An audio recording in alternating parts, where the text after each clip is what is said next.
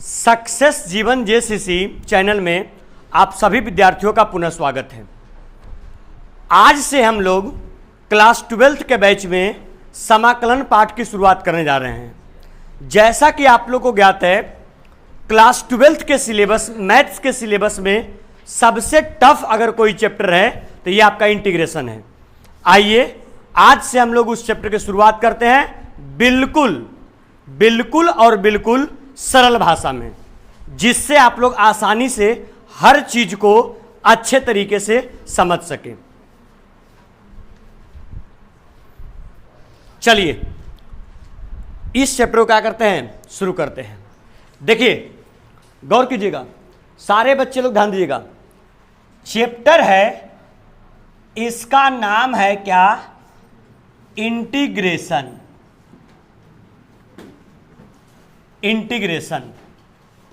देखिएगा, अभी आप लोग लिखना उखना बंद करें, अभी बहुत कम काम है लिखने का।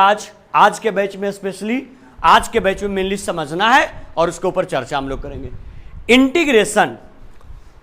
इंटीग्रेशन को हिंदी में, बाबू टिंकू ध्यान देगा यहाँ, इंटीग्रेशन को हिंदी में क्या बोलते हैं, समाकलन। गौर कीजिएगा, इंटीग्रेशन को हिंदी में बोलते हैं समाकलन। सारे बच्चे लोग फोकस करेंगे एकदम बिल्कुल अच्छे से, ईमानदारी से। देखिए सबसे पहले इंटीग्रेशन का रोल के बारे में चर्चा करते हैं। इसका हम लोग के एग्जाम में, क्योंकि देखिएगा आप लोग देखते होंगे, हम किसी भी चैप्टर की शुरुआत करते हैं तो सबसे पहले उसका रोल बताते हैं। आपके एग्जामिनेशन में उसका वैल्यू कितना है, कितना एग्जाम में आपका पूछ रहा है। देखिए अगर हम लोग चर्चा करें इंटीग्रेशन पार्ट का, तो इंटीग्रेशन पार्ट का एग्जामिनेशन में बहुत रोल है, ठीक है। क्योंकि देखिए अब हम लोग जो भी चर्चा करेंगे वो 100 मार्क्स को ध्यान में रख करके नहीं, कितने मार्क्स को बोलिए, 200 मार्क्स को हम लोग ध्यान में रख करके इसका चर्चा करेंगे। आप लोग को जानकर के आश्चर्य होगा, 200 मार्क्स में आप लोग सभी विद्यार्थी जानते हैं 100 क्वेश्चंस जो होते हैं वो आपके ऑब्जेक्टिव टाइप होते हैं, और आपके जो 100 क्वेश्चंस होते हैं ये आपके सब्जेक्टिव टाइप होते हैं, राइट। 200 मार्क्स में 100 क्वेश्चन ऑब्जेक्टिव और 100 क्वेश्चन आपका सब्जेक्टिव होता है। ये जो 100 क्वेश्चन ऑब्जेक्टिव होता है, इसमें मिनिमम सिर्फ और सिर्फ इंटीग्रेशन चैप्टर से प्रॉपर आपका 15 से 20 क्वेश्चन सिर्फ और सिर्फ इंटीग्रेशन से होगा। मिनिमम 15 और मैक्सिमम कितना, 20, इतना प्रश्न। और कम से कम सब्जेक्टिव टाइप वाला प्रश्न में, सब्जेक्टिव टाइप प्रश्न में आपका 2 तरह का पूछा जाता है। एक आपका पूछा जाता है 2 मार्कर में 2 मार्क्स में, और एक पूछा जाता है 5 मार्कर 5 मार्क्स में। 5 मार्क्स में एक क्वेश्चन आपका श्योर है इंटीग्रेशन का, और 2 मार्कर में अगर मिला जुला करके अगर देख लिया जाए तो आपका 5 से लेकर के जानते हैं कितना क्वेश्चन, 8 क्वेश्चन। 5 से 8 क्वेश्चन 2 नंबर में, 5 मार्क्स में आपका 1 क्वेश्चन, और 15 से 20 क्वेश्चन ऑब्जेक्टिव टाइप में। अगर आप ऑन एन एवरेज मिनिमम अंदाजा लगाते हैं 15, 5, 20 और 5 कितना, 25 मिनिमम मार्क्स इस चैप्टर से 25 और मैक्सिमम 20, 8, 28 और 5, 33, लगभग आपका 30 से कितना मार्क्स, 35। मतलब कम से कम आपके एग्जामिनेशन में इस चैप्टर का रोल 25 मार्क्स का कम से कम आपका मिनिमम। बहुत कम पूछा तो कम से कम 25 मार्क्स पूछेगा, और बहुत अधिक पूछा तो 30 से कितना, 35 नंबर पूछा। यानी अगर कोई बच्चा सिर्फ और सिर्फ इंटीग्रेशन चैप्टर के ऊपर भी कमांड कर लेता है तो विद्यार्थी आराम से मैथ्स का पेपर जो है वो पास कर जाएगा, केवल इंटीग्रेशन चैप्टर तैयार कर लेने से। सोचिए इस चैप्टर का कितना रोल है, ठीक है। और ये चैप्टर जो आपका है लगभग अप्रॉक्स 2 मंथ आपका चलेगा। आधा सितंबर में स्टार्ट किए, आधा सितंबर से आधा अक्टूबर, आधा अक्टूबर से आधा नवंबर तक अप्रॉक्सीमेटली ये चलेगा, लगभग मिला जुला करके 2 मंथ। 2 मंथ कहें तो लगभग आपका इसका कम से कम 20 से 25 क्लास होगा। लेकिन आने वाले समय में अभी थोड़ा सा हम बिजी चल रहे हैं, इस कारण से आने वाले समय में आप लोग का जब संडे को भी क्लास रखेंगे तो संडे को जो क्लास रहेगा आपका प्रॉपर कम से कम 2 घंटे का प्रॉपर मैथ का रहेगा। तो फिर ओवरऑल जो हम नवंबर बता रहे हैं वो आपका अक्टूबर में ही आपका 14-15 अक्टूबर तक प्रयास करेंगे कि कंप्लीट आउट हो जाए। बात समझ में आ रहा है? थोड़ा सा इस चीज पे हम लोग ध्यान रखेंगे। तो आइए, ये बात पकड़ में आया क्या सर? ये बात पकड़ में आया? कितने मार्क्स का बोलिए? 200 मार्क्स का एग्जाम में ये आपका रोल होगा इस चैप्टर का, ठीक है। तो बहुत महत्वपूर्ण चैप्टर है।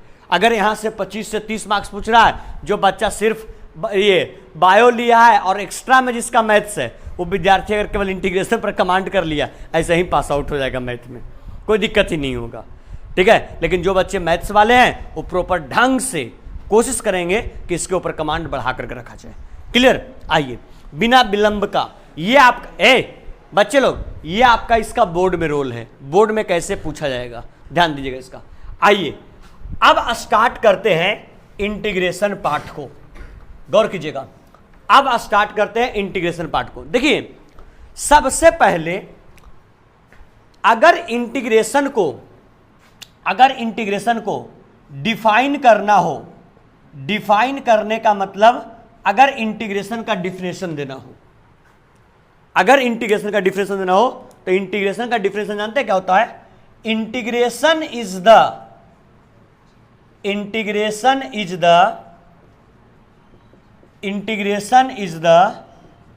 अपोजिट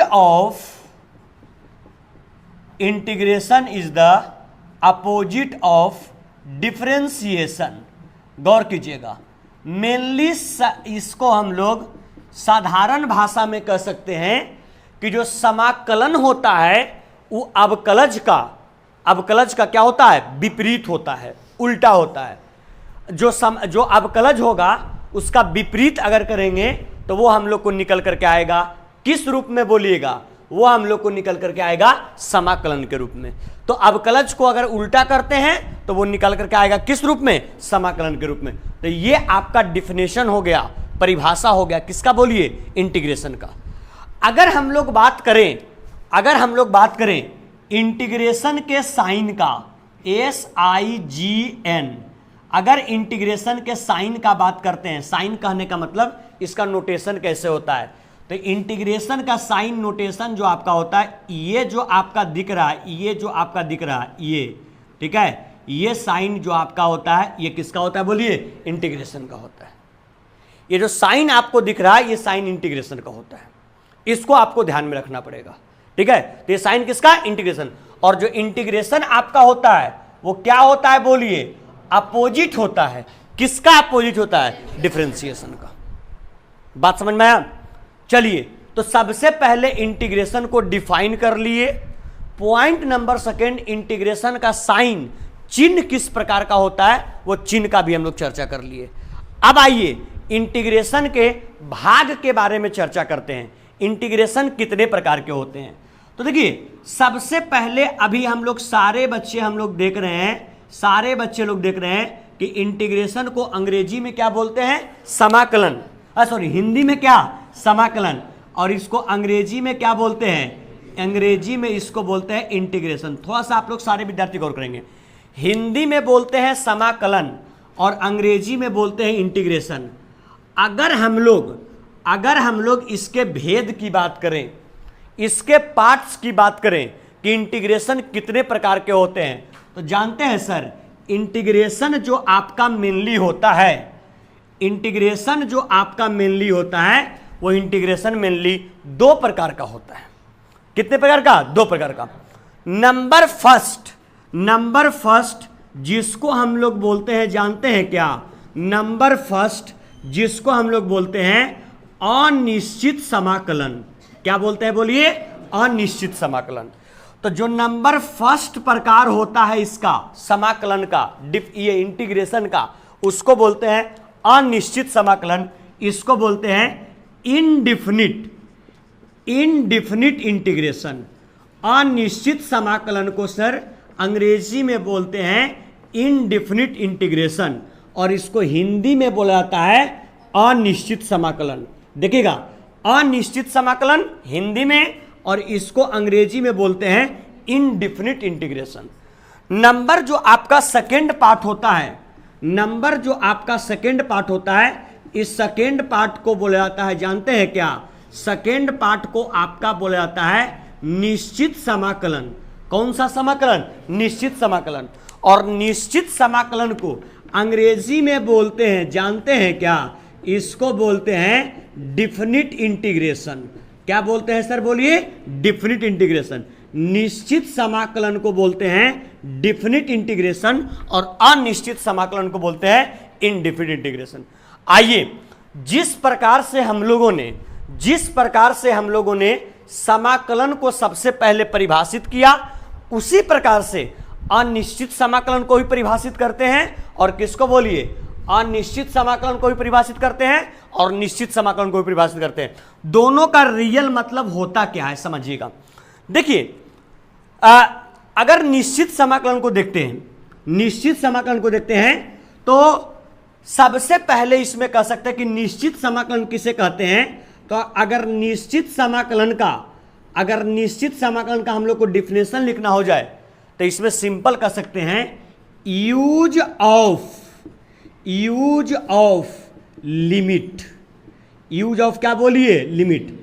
मतलब जिसमें वैसा इंटीग्रेशन जिसमें लिमिट का प्रयोग होता हो। लिमिट क्या होता है अभी चर्चा करेंगे। सिंपल समझिए, अगर डिफाइन करना हो अनिश्चित समाकलन को, तो अनिश्चित समाकलन को डिफाइन करेंगे यूज ऑफ लिमिट। ठीक है, जिसमें लिमिट का प्रयोग होता हो उसको हम लोग बोलेंगे क्या? कौन समाकलन? निश्चित। ठीक है, अगर हम लोग को अनिश्चित समाकलन को डिफाइन करना हो, अगर अनिश्चित समाकलन को डिफाइन करना हो, जानते हो क्या बोलेंगे? इसको बोलेंगे विदाउट यूज ऑफ क्या बोलिए? लिमिट। मतलब जिसमें आपका लिमिट का प्रयोग होता हो या लिमिट का प्रयोग नहीं होता हो। अगर लिमिट का प्रयोग नहीं रहेगा तो कहलाएगा अनिश्चित समाकलन, और अगर लिमिट का प्रयोग रहेगा तो कहलाएगा क्या? निश्चित समाकलन। तो एक बात समझिएगा, ये जो चैप्टर हम लोग पढ़ेंगे, ये एक्सरसाइज नंबर कितना होगा? एक्सरसाइज नंबर 7 समझने की कोशिश करेंगे। ये इंटीग्रेशन जो पार्ट है एक्सरसाइज नंबर 7 है। ठीक है, इसमें टोटल मिलाकर के लगभग आपका 7.11 तक अवेलेबल है। 7 पॉइंट कितना तक? 11 तक। बात गौर करेंगे, मेरा यहां ध्यान देंगे। 7.11 तक है।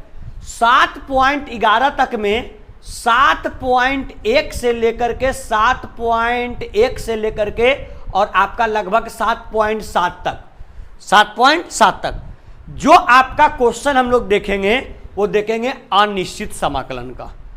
और 7.8 से लेकर के 7.11 तक का जो प्रश्न देखेंगे, वो देखेंगे किसका? निश्चित समाकलन का।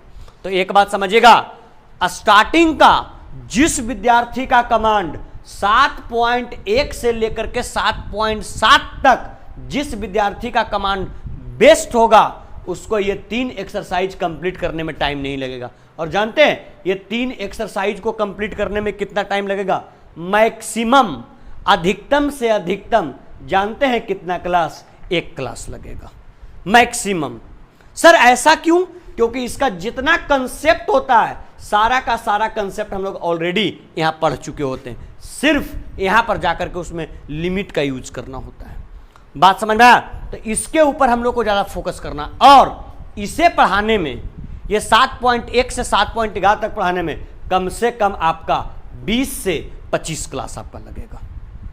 20 से 25 इसे पढ़ाने में सिर्फ लगेगा, और इसे कंप्लीट कराने में सिर्फ आपका मैक्सिमम 1 क्लास में कंप्लीट आउट हो जाएगा। थोड़ा ध्यान रखेंगे। और आप लोग को जैसा कि ज्ञात है कि पिछले क्लास में ही आप लोग से हम डिस्कशन कर चुके हैं कि इंटीग्रेशन पर जिनको कमांड बढ़ाना है, उन विद्यार्थियों को डिफरेंशिएशन का और आईटीएफ इनवर्स ट्रिगोनोमेट्रिक फंक्शन का रिजल्ट बहुत अच्छे तरीके से याद होना चाहिए।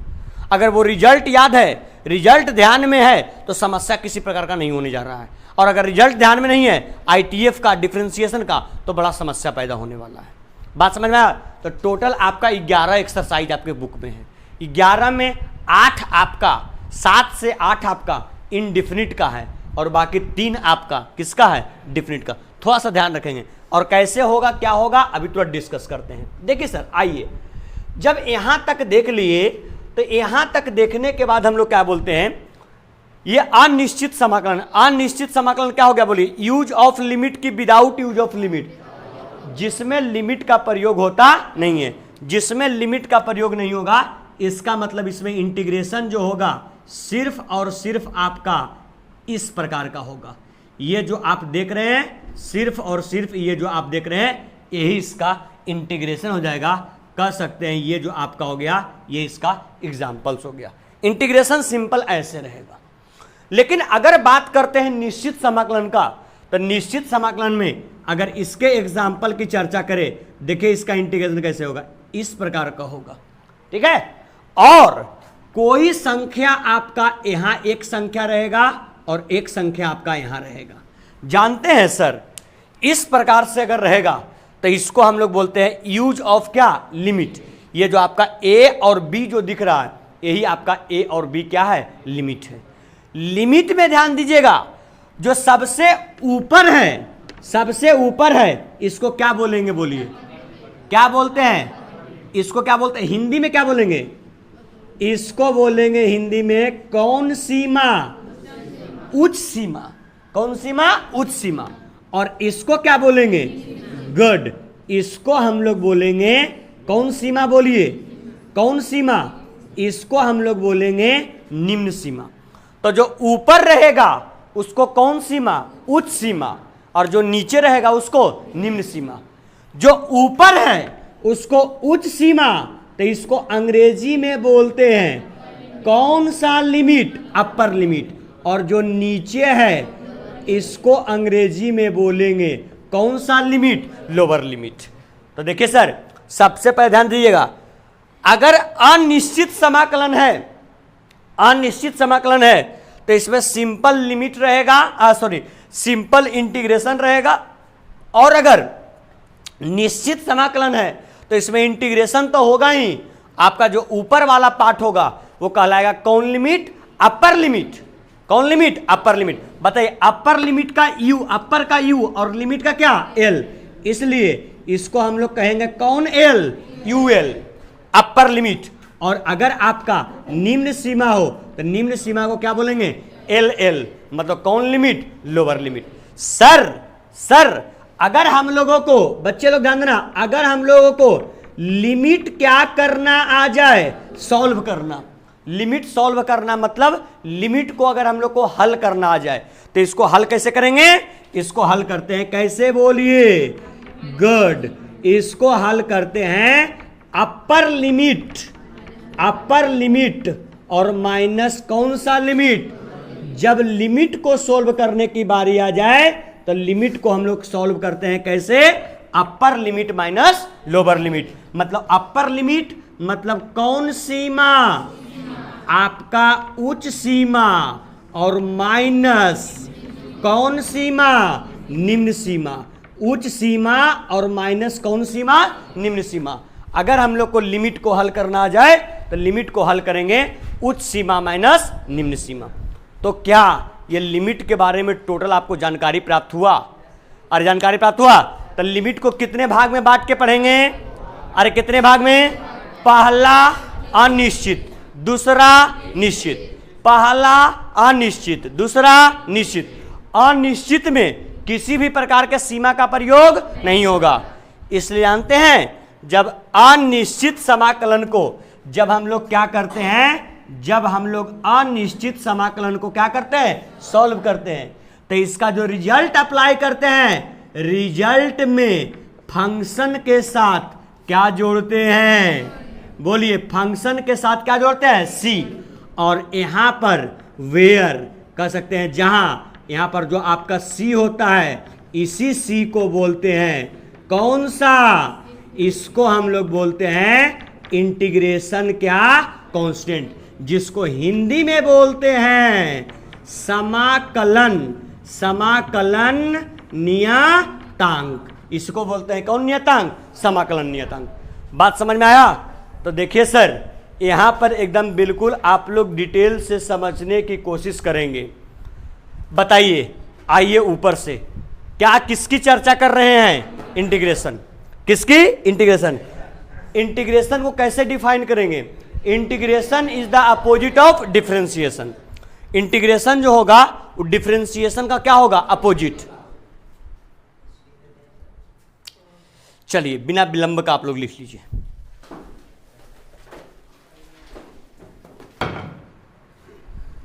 हो गया?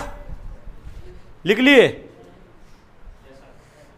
चलें समझें हम लोग फिर से एक बार, फिर आगे बढ़ें। चलिए अब जो बीच बीच में गायब होते हो सोच समझ के, अब ठीक है, अटेंडेंस वाला कड़ाई फिर से शुरू।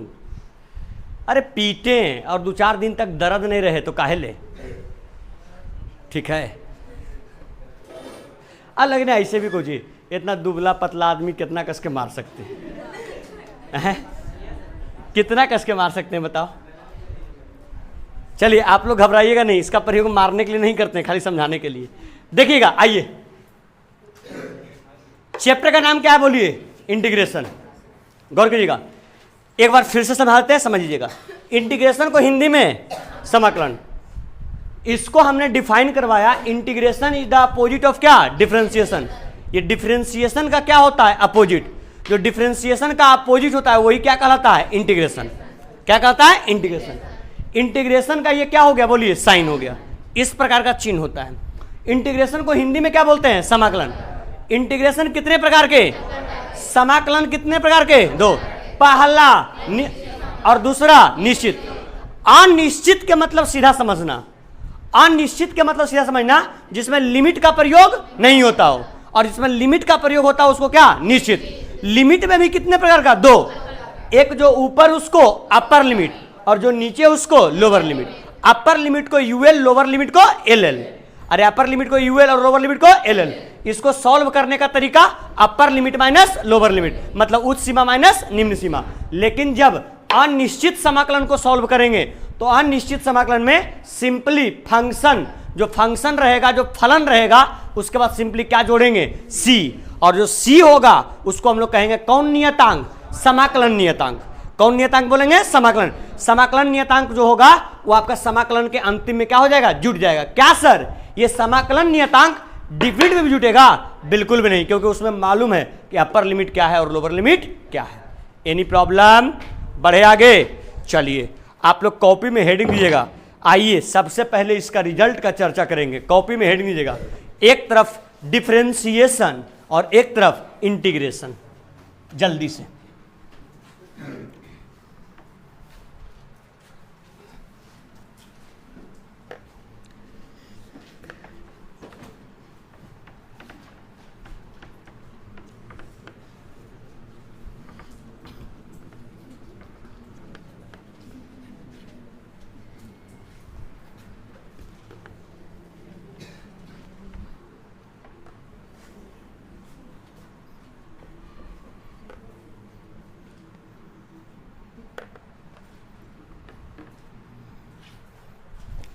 देखिए सर,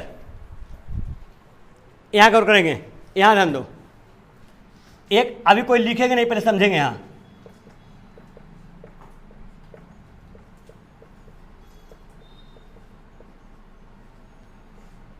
डिफरेंशिएशन, यहां ध्यान देना, और एक साइड इंटीग्रेशन। ठीक है? डिफरेंशिएशन को हिंदी में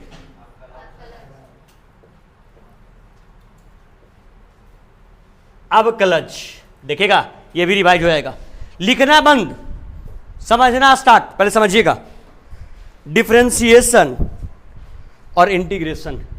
इंटीग्रेशन को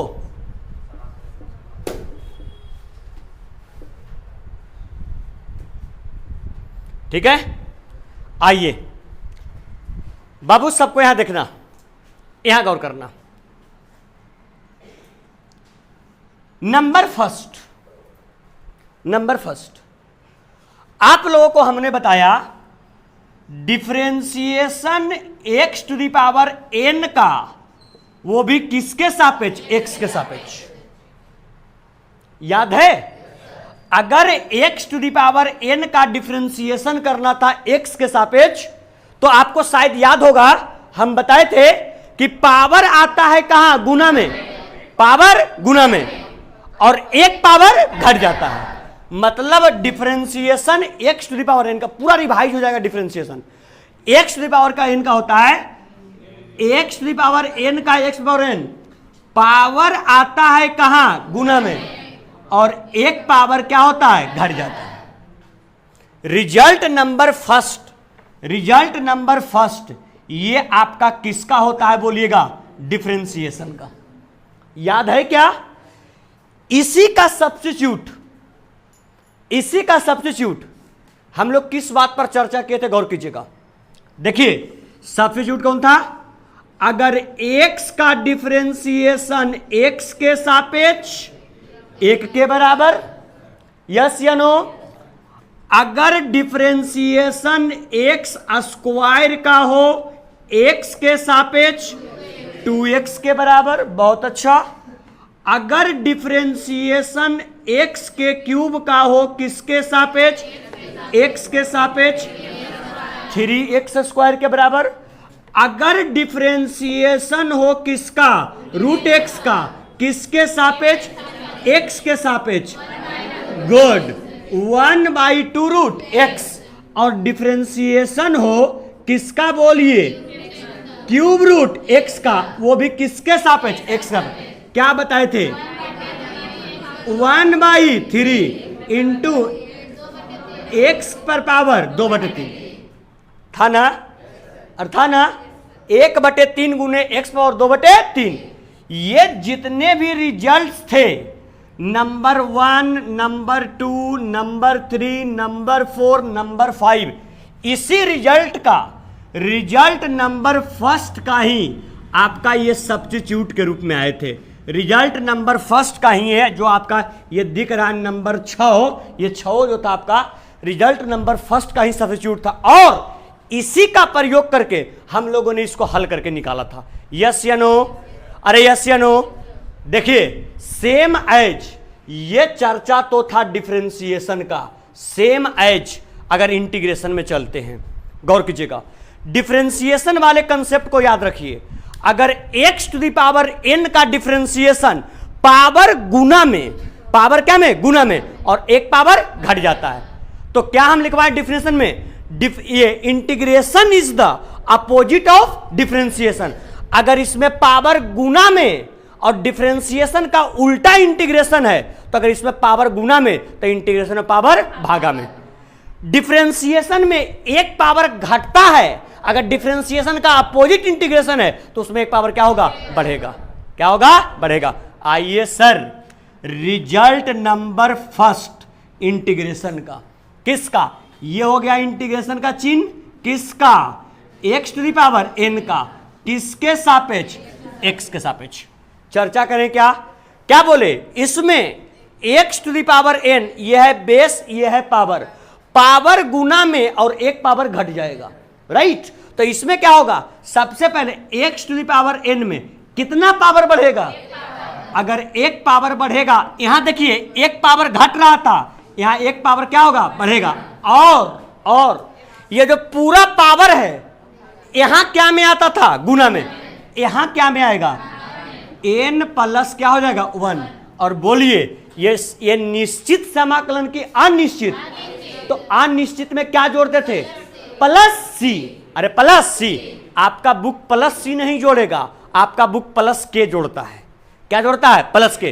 तो यह के भी जोड़िएगा तो वो भी समाकलन नियतांक होता है, और सी भी जोड़िएगा तो वो भी समाकलन नियतांक होता है। बात समझ में आया? तो हम लोग यहां पर क्या जोड़ के चलेंगे, बोलिए, प्लस सी। अरे प्लस क्या, सी। तो बताइए क्या सर, आप लोग को x to the power n का, x to the power n का क्या ये इंटीग्रेशन याद रहेगा? क्या होगा बोले, डिफरेंशिएशन पहले याद रखना। डिफरेंशिएशन क्या होगा, एक पावर घटेगा और पावर कहां आएगा, गुना में। तो इंटीग्रेशन में एक पावर बढ़ेगा और कहां आएगा, भागा। Any problem? तो अगर इसके प्रक्रिया के अनुसार से जैसे जैसे हमने इसको सॉल्व किया था, अगर उसी प्रकार से इसको सॉल्व करने की कोशिश करें, ये सब जो थे रिजल्ट नंबर फर्स्ट के क्या थे, बोलिए, एग्जांपल्स थे। अगर इसी अप्रोच को लेकर के अगर इसको सॉल्व करने की कोशिश करें, होगा कि नहीं होगा? तो आइए सर एग्जाम्पल में इसी प्रकार से हम लोग सॉल्व करने की कोशिश करते हैं। नंबर फर्स्ट कौन है? किसका? एक्स का। किसके सापेक्ष? एक्स। आइए सर, इंटीग्रेशन एक्स का किसके सापेक्ष? एक्स के सापेक्ष करने की कोशिश करते हैं। जो आएगा, जैसे एक्स का आया था यहां पर, एक्स का एक्स के सापेक्ष एक, ये रिजल्ट बन गया था। एक्स स्क्वायर का 2x रिजल्ट बन गया था। एक्स क्यू का 3x स्क्वायर रिजल्ट बन गया था। उसी प्रकार से इसको सॉल्व करेंगे, जो निकल करके आएगा वही उसका क्या बनेगा? रिजल्ट बनेगा। बताइए सर, यहां पर पावर कितने के बराबर? 1 के बराबर, मतलब x to the power n के रूप का। x to the power n के रूप का क्या होता है? एक पावर जुड़ता है और पूरा पावर नीचे, मतलब x पर पावर 1 प्लस का 1 और पूरा पावर कहां? नीचे में भी 1 प्लस 1, अब प्लस इंटीग्रेशन कांस्टेंट c। अरे होगा?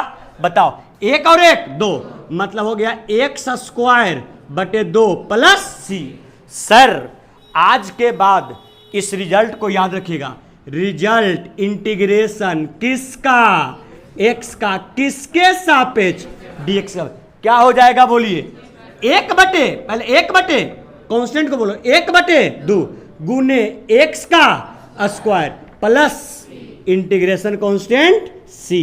इसको आप लोग क्या करेंगे?